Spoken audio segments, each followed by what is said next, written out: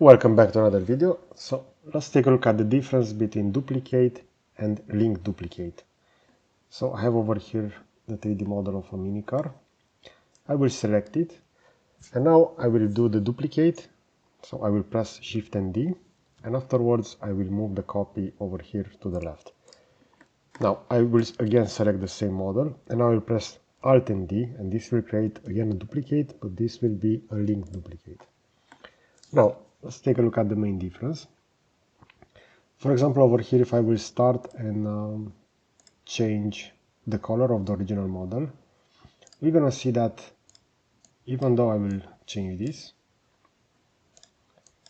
if I will go over here with shaded with material, we're gonna see that everything will be changed. So regardless of the copy that was just duplicated or the one that was also link duplicated.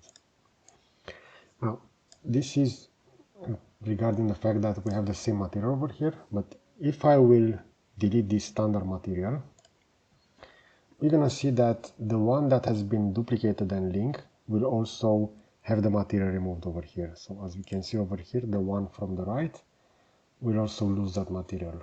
While the one that has just been duplicated, for this, the properties have been stored independently.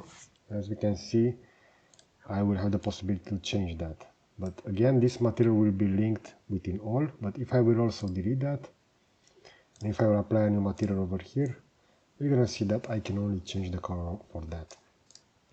But over here, if I will go, for example, the one that has been linked and duplicate, and I will change that material, we're gonna see that also the original one will be changed. This is because those two materials are linked over here. So this is the main difference. It's usually a good idea to just use Shift and D to just create a duplicate, and that will not create additional links. But if you want, within your case study, you can also use Alt and D in order to duplicate and also maintain those properties. So I hope you find this content useful. I will position a similar video over here on the left side and a subscribe button to the right. So that's it. Thanks for watching.